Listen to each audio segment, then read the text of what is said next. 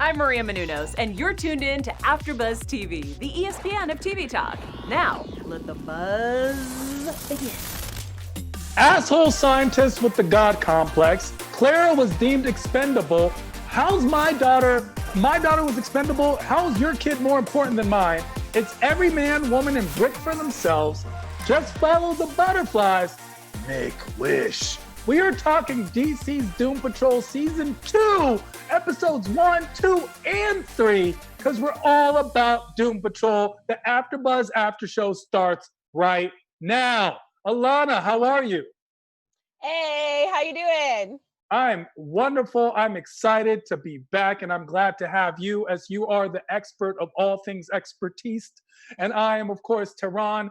I host everything that has to do with comic books, basically. So if you don't know me, you don't watch comic book TV. And we are talking Doom Patrol. Ryan is in the back, as always. How are you, Ryan?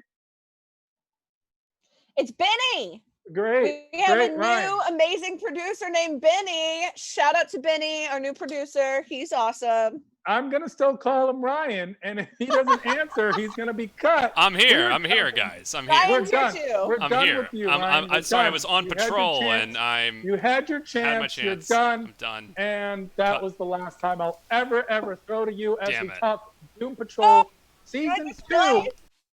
Episode 1, 2, and 3. So Episode 1, Fun Size Patrol. Episode 2, Time Patrol. Episode 3, Pain Patrol. So sorry.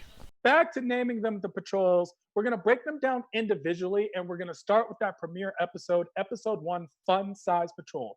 We're going to break it down as thus: Tiny Town, Dorothy Spinner, Vic. We're going to break each character because each character has their own storyline that's portrayed in this one. Jane, Rita, Larry, Cliff, Niles, of course. And then we get Willoughby Kipling. It's good to see him in the mix. Before we get to Episode 2, Alana, what were your overall thoughts on Episode 1, Fun Size Patrol? I loved the series premiere. I'm very glad that they dropped all three. At first, I was kind of like, why are they doing this? But I'm really glad that they did, because in my opinion, I think this is somewhat controversial. I think this is the best show, the best new show on TV right now. I said it last year, and my only kind of qualms with it was because since it is so central to DC streaming and people like you and I who love DC enough to subscribe, it was kind of limited in its audience. So I'm really glad that it's on HBO Max. I think it was a real good call having all three episodes drop. And kicking it off, I mean, Fun Size Patrol, I thought was a really good kickoff. I'm glad that I'd gone back and rewatched the first season though, so that I was kind of centered into what was happening. Because when I rewatched it, there was a lot of things that I'd forgotten. But I do have to say, Tehran, I'm really excited because I just figured out that we're the Zoom Patrol talking about Doom Patrol on Zoom Patrol. That was actually going to be the name of our special segment. So I'm so glad you brought that up. Zoom Patrol. Oh, Alana, great minds think alike. I'm going to say, Alana, that... By the way, it's Elena. Is it? But Because good just a enough. second ago, you called our producer Benny. So I don't know if you know, okay? But Elena, I'm going to say that when I have you, I hate you. But when you've been gone, you've been missed. Because I love having your voice on these panels because you know so much. And like I did say, great minds think alike, and you are a great mind, especially when it comes to the DC and the comic book stuff. You know your stuff. I mean, Thanks, man. we As did. do you. Sabrina was great, but Doom Patrol is possibly the best television out right now. Now, I will say Watchmen gave it its run for its money. And to me, Watchmen topped it. Ryan and I were talking about this. The only reason that I say that because I separate it from Watchmen, because since Lindelof went in saying that Watchmen he had as an idea of kind of a contained, it was kind of assumed it was going to be just the one season. I see it as kind of a limited series. Like I would put it in the same categories like Chernobyl, which Okay. I don't categorize the same as Doom Patrol. Watchmen though is freaking amazing, and if you have not watched it, go watch it, because So holy hell. basically, And you can watch it for free now. when it comes to Watchmen, you're basically saying it's not TV, it's HBO. and DC's Doom Patrol is back to being TV simply because it's season. And now it's HBO. That's a conversation. I do admit and agree both that switching to HBO Max, we knew that DC Universe was problematic. I'm sure we're gonna get some flack for saying that, but it was problematic. It limited audiences, and they didn't have enough shows for anyone but us hardcore diehard fans to subscribe to DC. I will say though, if you love this show now and you're just getting into Doom Patrol, the streaming service is worth it just because you can read all of the comics, and that is incredible because my omnibus alone was over $100.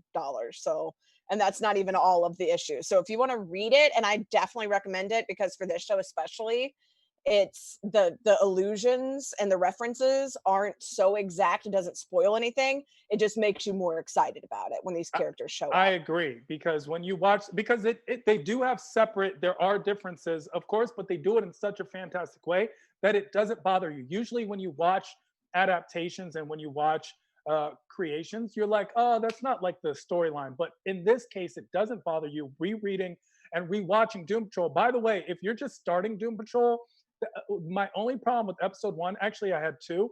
The first thing that was my problem was the fact that if I was brand new to Doom Patrol, which a lot of HBO Max people might have been, I would have no idea what was going on. You have to watch season 1. In fact, I, as a person who covered season 1, had to go back and rewatch season 1 to kind of remember what was going on. It's been over a year.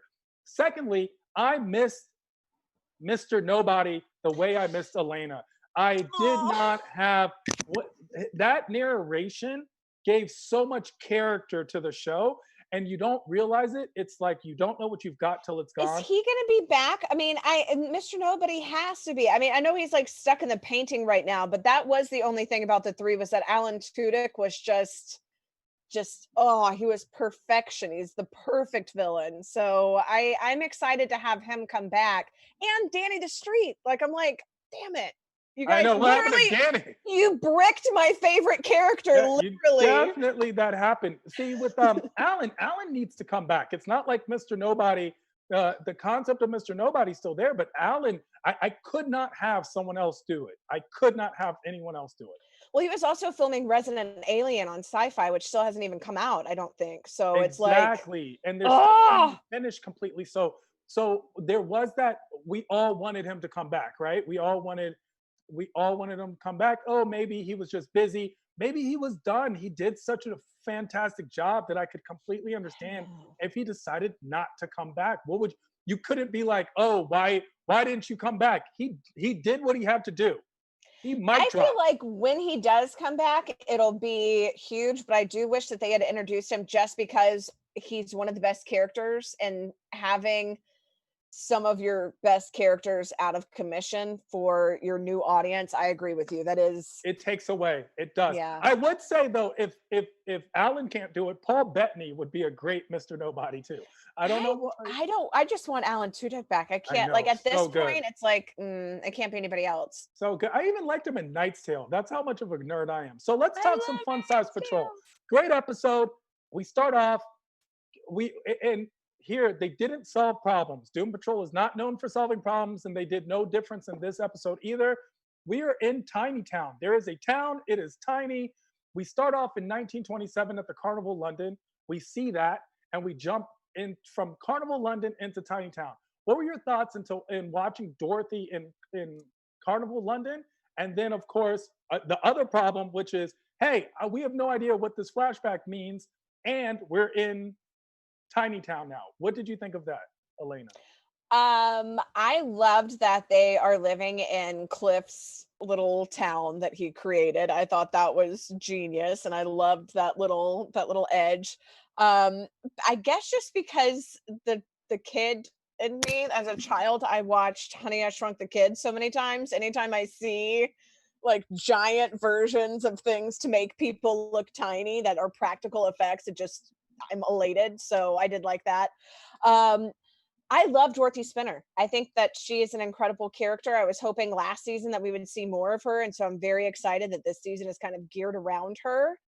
The Candlemaker is one of the freakiest characters, I think, in comic book history. So getting just a little taste of that. Um, yeah, it's not to be too punderful, but it made me want to wax poetic Uh, seeing the so, Candlemaker. like I said, I've missed it. Well, um, You the have it. carnival. I have. Though. I really have. I really have. The carnival. The carnival was cool to see, and of course, where else are you going to start but in a carnival? But Make Wish is honestly one of the freakiest, creepiest. Just it's ominous. It's all of those things in simple two words. Make Wish. And then you of course see the carnage and devastation. Then you fast forward from there into immediately into the episode where the problem is we're still small from last season. We haven't grown, we haven't been made big again. And I like that there were repercussions. I like that Doom Patrol is a show that has consequence. Every action has consequence. You see a lot of shows, especially comic book shows, there are no consequences to the actions. If a car is thrown and it breaks a building, nothing, we never hear about that building again. But in Doom Patrol, you will hear about it. Things will happen, and everything has repercussion and comes back. Even Cliff's little tiny town, where we're now staying in this tiny town, and we're getting regular pancakes, but grown size popcorn. Like it's just great. It's great to see. Let's talk about Dorothy Spinner. Dorothy Spinner, of course, is Niles's daughter, who was in Danny and now is back out. And she can bring her imaginary friends to life. That Forever 11, right? And is possibly the most powerful entity on Earth. Reminiscent, by the way, as we know, Doom Patrol is reminiscent of X-Men. It's like the anti X-Men. Well, Dorothy is clearly the anti Legion. Kind of, yeah. Yeah, I'll give you that. I mean, Dorothy is just I feel like they did a really good job with bringing her to life in this. Herschel like just popping up, and like the fact that like a giant terrifying tarantula is one of her cuddly sweet friends, like just kind of sets up that it's like, oh, so things get real dark with this little girl. Like if that's Quick, one of the very good quick, ones. by the way, very quickly. Yeah. They I don't even do wait. wish though, and this is something that I started thinking about when you mentioned it about the new viewers. I think that all of this would have been kind of rectified if they had done a 10-minute recap, Oh, good a season call. 1 recap, like how they do for Westworld, because it ends up being so long in between seasons for Westworld. They'll do like a big long recap. If they had done just like a 10-minute, if you didn't watch the first season, this is what you need to know, and then had it end with them getting small, I think that would have made all the difference in this. Which is interesting that you bring that up now because honestly, they have done that during the season. As we're watching, Yeah. they do these recaps. In fact, they do this season already with season three. I mean, episode three, and yet we didn't get one coming into episode one. Nothing. It was like cold water just splashed in your face. Take it. Yeah, and That's it's a like if you had seen Mr. Nobody and you had seen Alan Tudyk narrate that 10-minute thing and the make it its whole own time. thing, Yes. That's yeah, then it would oh have been like, yes. okay, you don't see him yet, but know that it's coming. And then it would have been a build up for like, oh, well, I can't wait to see more from this character that we got teased. Hire her. Hire her. Because that was brilliant. Hire me, please, HBO. I agree. Dorothy is a character that is very much the comic book character. Even the look, am I not right? Like Yeah. they picked a girl that looks exactly like, or I know it's makeup, but still, she looks exactly like the character. The way Harry Potter is Harry Potter, that's who you see when you read the book. It's like I see that kid. And It's what's the same thing. crazy is in real life, she's 20 years old and gorgeous. And you're like, No, yes, she's such a no. good actress. She's 20 years old and stunningly beautiful. Yeah, but she's 20 years old, stunningly beautiful, and 4'2" because I she's know still she can so believably play 11. I know she's amazing. She's an amazing. It's definitely an amazing depiction of Dorothy to watch her and how she is portrayed by Abigail Shapiro. Such a good portrayal. The only thing I don't have the temperament for that English accent. Her English accent's so thick, I have to rewind several times to understand what she says sometimes. And that's me being extremely uncultured. I'm sorry. I'm sure there are people out there in the chat who can relate. Let's talk Vic. Vic is dealing with his PTSD. So let's get to Vic. Vic and this PTSD. Vic's storyline. Vic is such a talk about doom. This is doom and gloom, Vic. He's changed. This is a complete 180 from season 1, where he was this, I'm gonna be a hero, I'm here to help, and now he's kind of like negative Nancy in every way. I know, he's the true negative man. No, I like, though, it makes sense that he and Rita have almost switched mentalities in this. So everybody still fills those role of who wants to be an apprehensive superhero, who wants to be, reluctantly heroic, and who wants to just kind of say, look, I'm out and I got my own stuff to deal with. I like that they've kind of changed the dynamic, but they've also kept the couplings. Like, we know Rita and Larry are BFFs and have been, and we get more of their backstory as it goes on. We still see Cliff and Jane, they're super close. And Vic is just like the antithesis of, it's season 1 when Rita's like, I don't want to do this. And now he's asking her point blank, do you want to be a superhero? And she's like, no, but yes, I do. And Vic's like, well, cool, you're on your own, because I don't want to do this shit anymore. I don't want to help you either. I don't want to do anything. I like how you put the juxtaposition between Vic and Rita. So let's talk Rita, because she's learning how to use the superpower. She's like, what? So I want to get control of my powers. What? She has blossomed into my favorite character. And I really liked Rita last year, but this year, Rita has come into her own. She's a superhero on the making. She's the one making everything go round. And honestly, she doesn't get enough credit, not as a character and not as an actor as well. Man, April Bowlby, she's freaking incredible. I mean, I love Rita, especially this season, because we actively see her go from passive to active. Yes. So we kind of see ourselves with the Doom Patrol through her eyes of, no, I could never do that. I'm just a regular person. Like, I've got my own stuff okay, there's somebody who needs my help. I'm going to step up if I'm the only one physically here. We saw that with the Cult Patrol last season. And then as it progressed to now, she's like, I'm not going to let this be something that happens to me. I'm going to take control of it and let it be something that I use to my favor. And if somebody comes for my friends, I'm going to do anything I can to kick their ass. Anything and everything to do so. And that's great too. Larry has, there's here we get this dichotomy between Vic and Rita. We get another one between Larry and Cliff. Larry is now confronting his own personal demons, like the past with his kids. I mean, so heartfelt, so heartbreaking. That was so emotional, but I gotta say, I also was like, Larry, what the hell? You named your kid Gary? Yeah, Larry. Like, you're Larry Trainer and you named your kid Gary Trainer? Like, this is way too Parks and Rec for me. I can't. Like, sounds about right to me, so I get it. His brother Jerry Trainer? Yeah. No. it's Gary, Barry, Jerry, and Harry. So and Larry, and and Fairy and Cherry. There's a whole crowd, a whole trainer crowd. So the Mary Trainers is what they call them. Larry was Mary.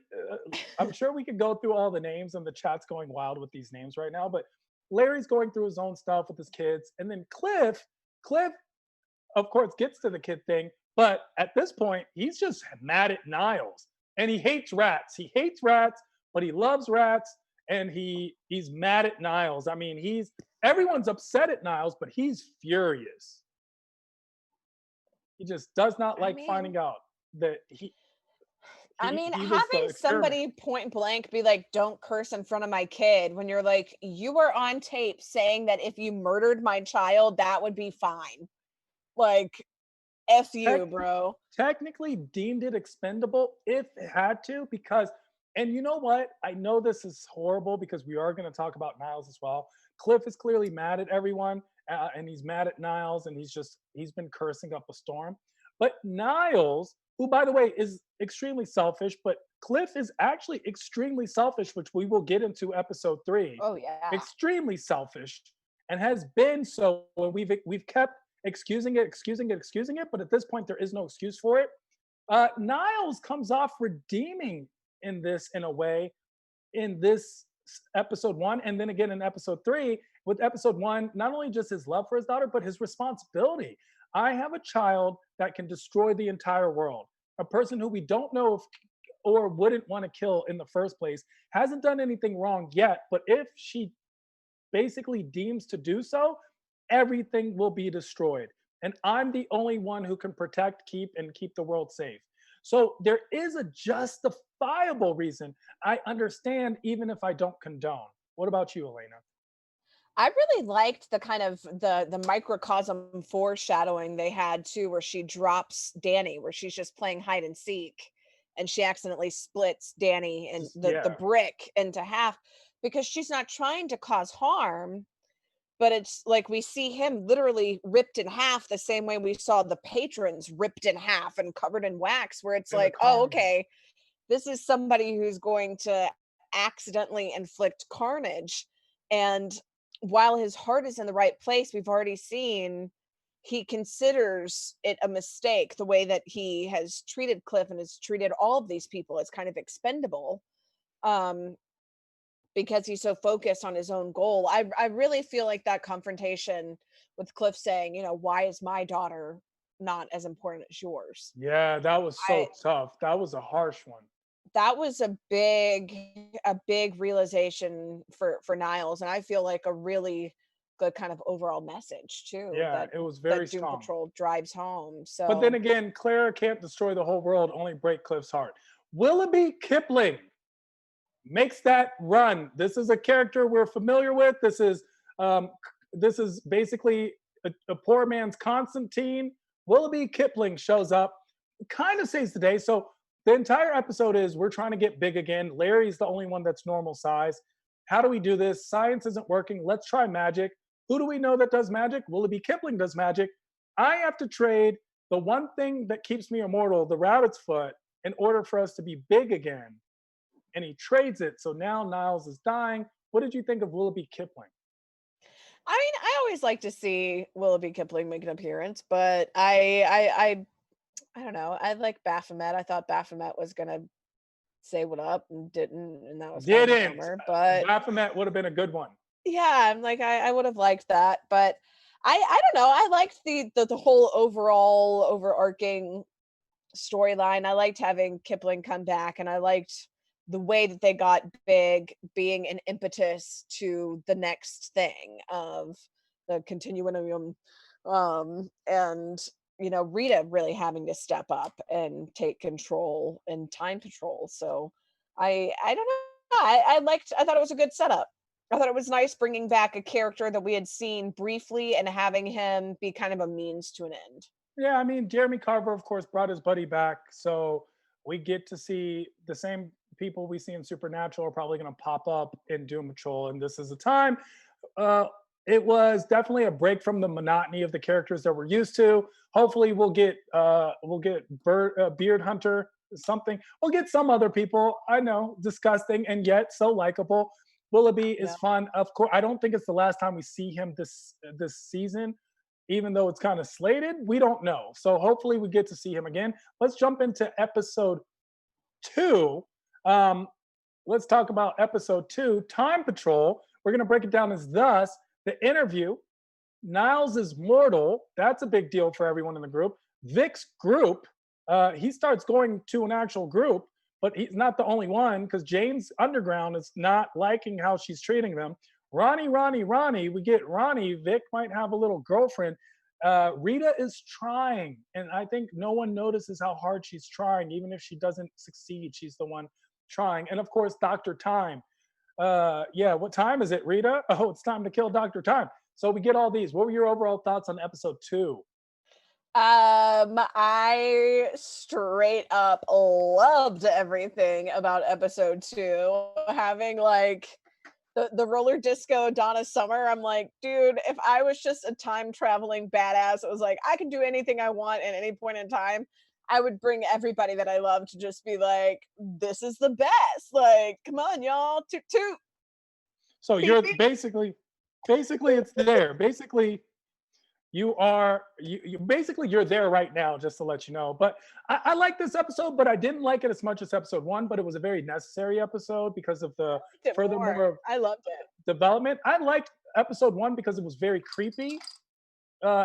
Episode one I liked a lot. Episode three was my favorite of the three, and episode two was to me a great bridge to get into this story arc of Niles and how Niles is feeling bad, and the interview scene. Let's talk about that because the interview was very poignant. You pointed out Cliff basically saying, "Why is my daughter expendable and yours is not?" Very strong words. You're getting the reverse where now Niles is in the seat. He's the patient this time, and he's being interviewed.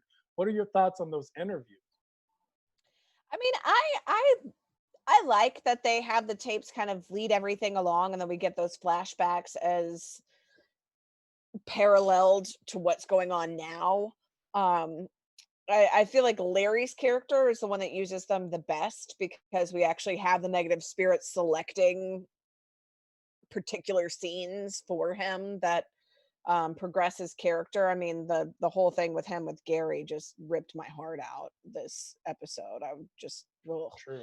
But I mean, I like that they have them. I feel like they could be utilized potentially a little bit less, just because I feel like once we see him say something so shocking and horrifying as your daughter is deemed expendable so that I can stay with mine longer, like you hear that and you immediately get it. Like Cliff has reason to be pissed. We really don't need to see anything else.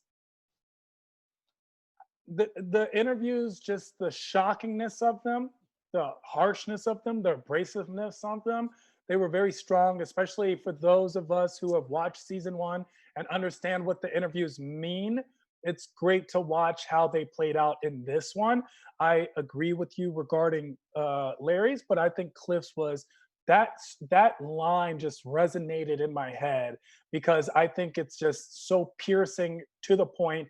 There was no there was no beating around the bush with it. Niles is mortal now. So Niles is 139 years old. He's mortal. He can die. And the team is feeling it all in different ways. Of course, Cliff is like, this, you deserve this, basically. And Rita is like, oh, we need you. And so does Jane. I Mhm. think the surprises of their reactions. What did you think of Niles being mortal? I mean, I think that it was nice to see him kind of in a vulnerable position because they all kind of hate him, but they still have that codependent relationship where they are like, this is really my only family per se. Yeah. So it is interesting to see how each of the characters kind of play into it. But I think it was also really interesting and really telling to see the interviews, the Cliff interviews of him talking about Clara, of Niles talking about Clara, juxtaposed with the whole Dr. Time plot line of, this Yes. isn't a bad guy. Like you told us that this is the terrible Dr. Time, that he was doing all of these horrific things. He's just partying, like, and just living his life. Like and that's not a helmet, that's his head. And if we save you, we murder an innocent being. And Niles is just like, oh, well, so you didn't get it? Bummer. All right. Yeah. Too bad, Dr. Time. What were your thoughts on Dr. Time as a character? I liked the way he looked. It was very cool. I'm sure you loved him. I loved him. I absolutely loved him. His voice is like everything, the way that he was talking to Rita, I love too, because it's like, oh, if you went through all of time, that would make sense. And he's like, yeah, you are just as relevant to me now as you would have been then because time is relevant to me. So Yeah. I loved that.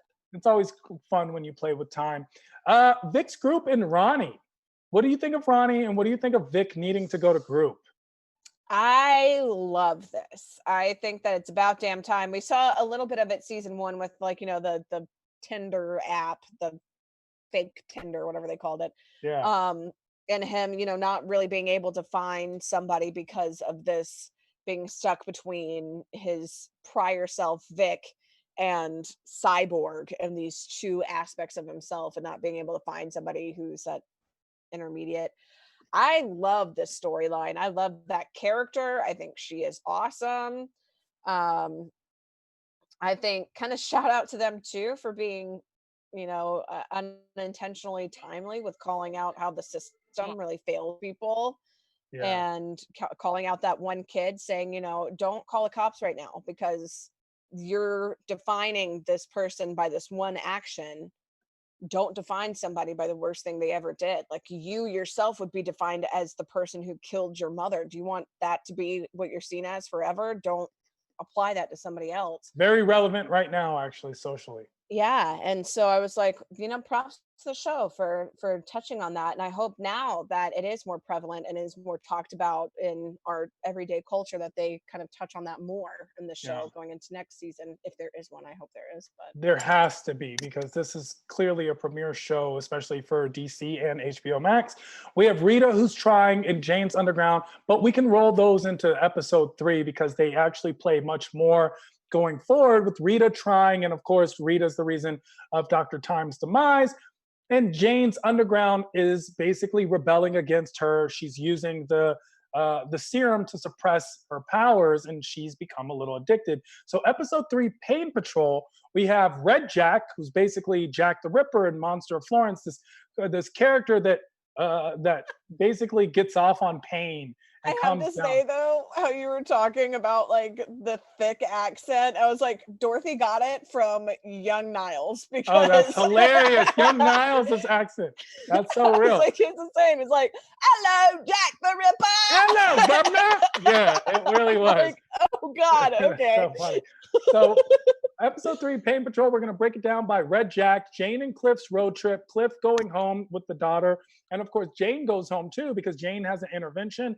Ronnie can get that Vic, if you know what I'm talking about. 1965, Larry, Rita and Larry, you break it, you buy it, Danny gets broke. So we're going to break it down as thus. Let's get into Red Jack.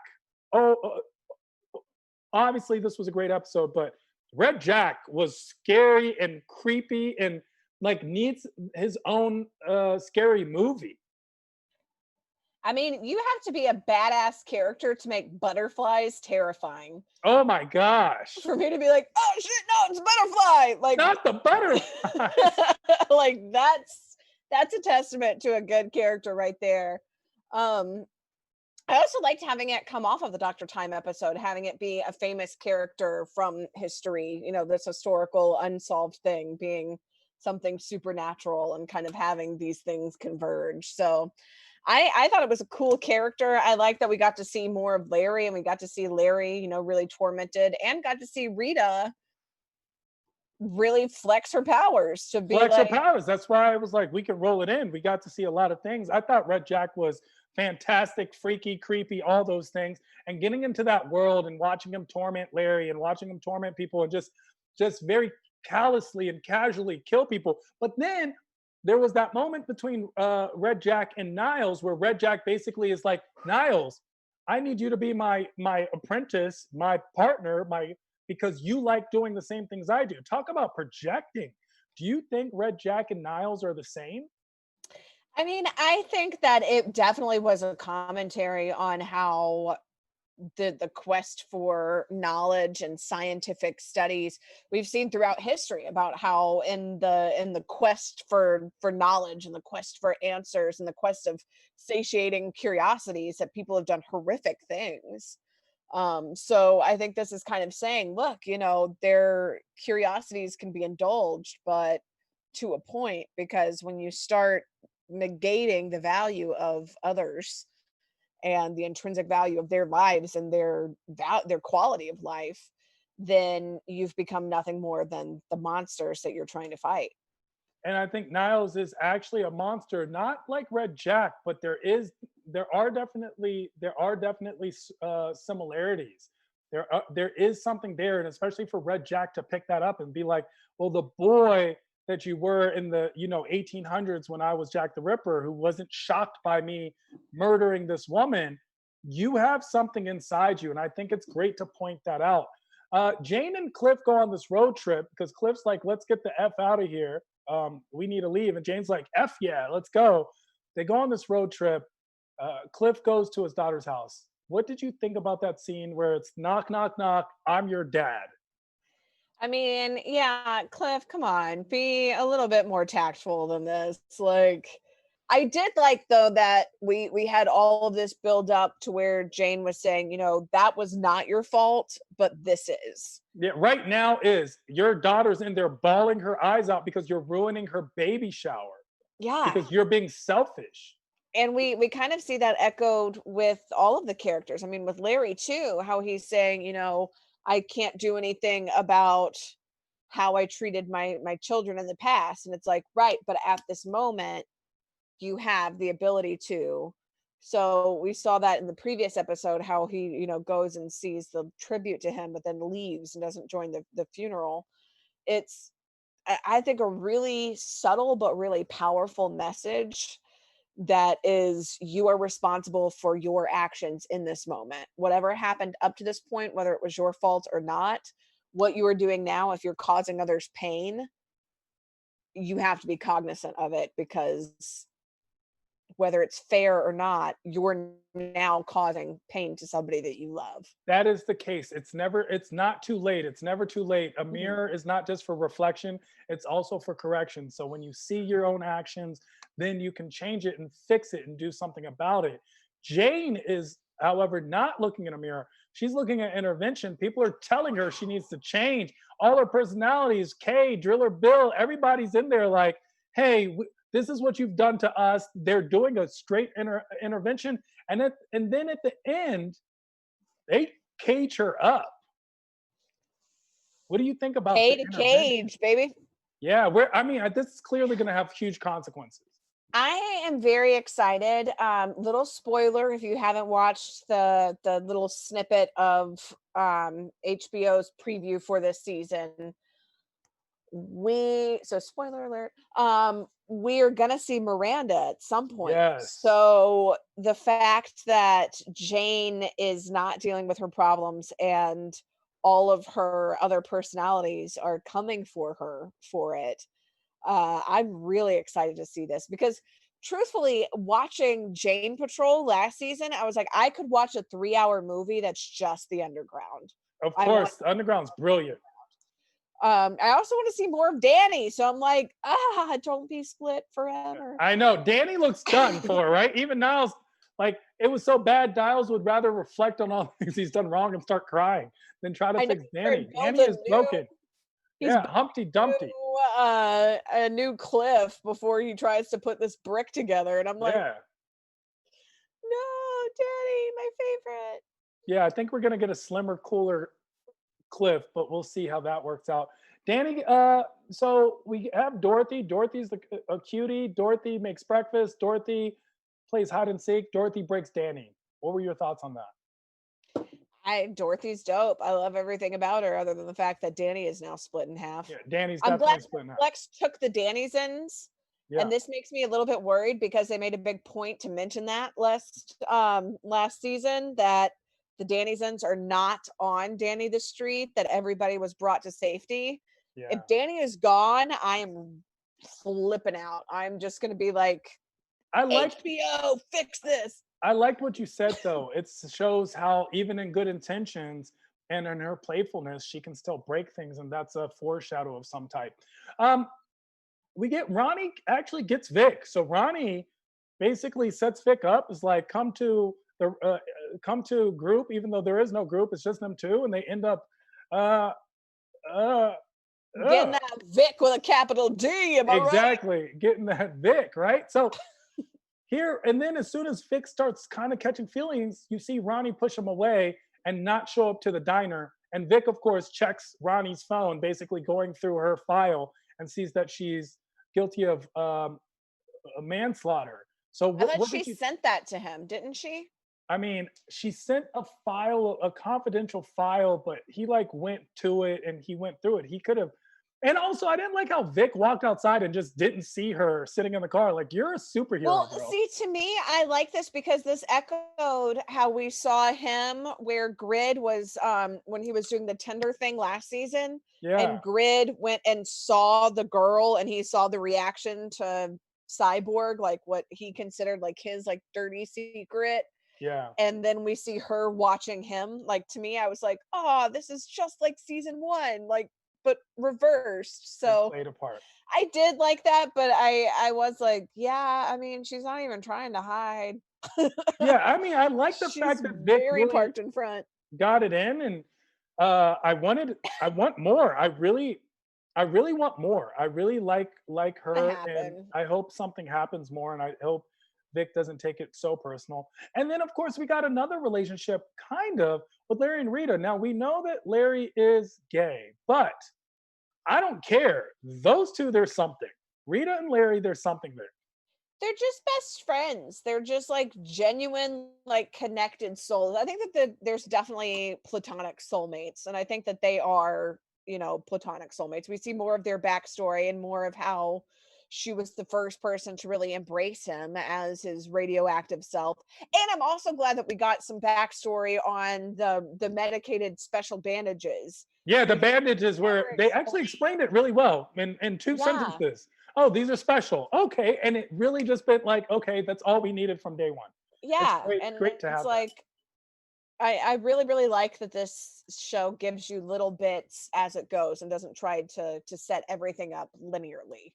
Yeah, I love Um, their connection. They are definitely soulmates, and even if it's in a platonic way, there is definitely a connection between these two. Even that gentle hand and the gentle kiss on the cheek, and it's like you're not a lost soul if someone's trying to find you. And that's where we leave off, waiting for episode 4 to hit because next they both week. are becoming the most, I think, like we see the literal metamorphosis of them getting the wings, and I don't think that that was an accident at all. It's like showing that these characters have literally transformed into different people. They have transformed. Let's get into that news and gossip you have for us, Elena.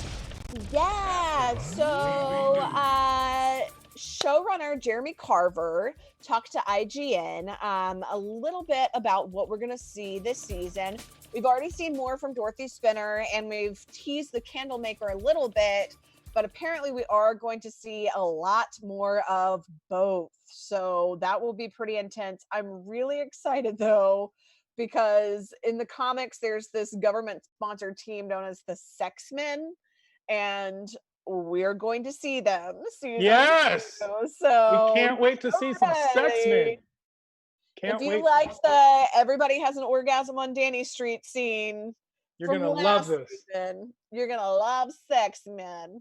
Well, let's play our special segment, Zoom Patrol, where we zoom to a character that basically showed a superhero moment, our favorite superhero moment. What is yours, Elena?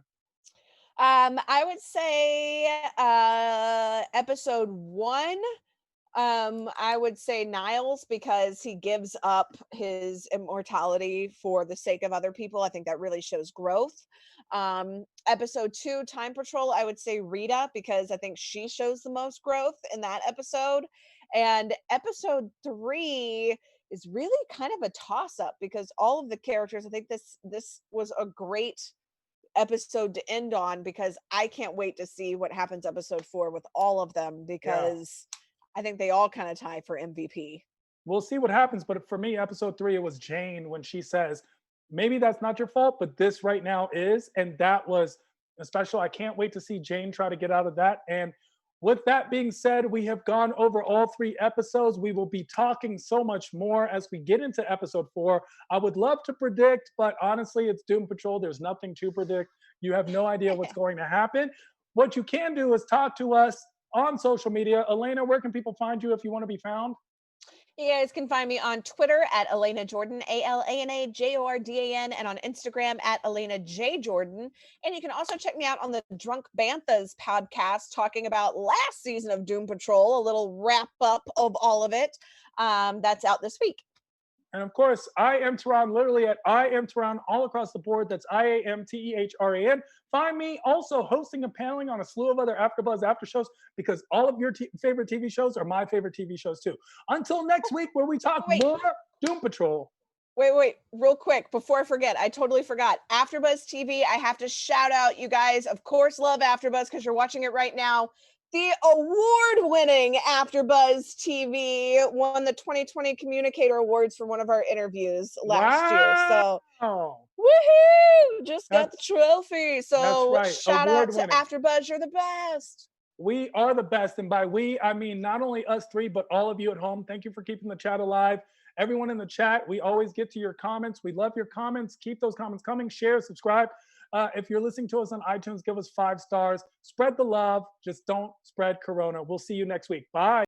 Our founder, Kevin Undergaro, and me, Maria Menounos, would like to thank you for tuning in to AfterBuzz TV.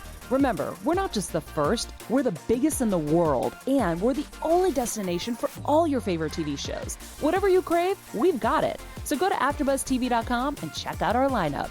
Buzz you later. The views expressed herein are those of the hosts only and do not necessarily reflect the views of AfterBuzz TV or its owners or principals.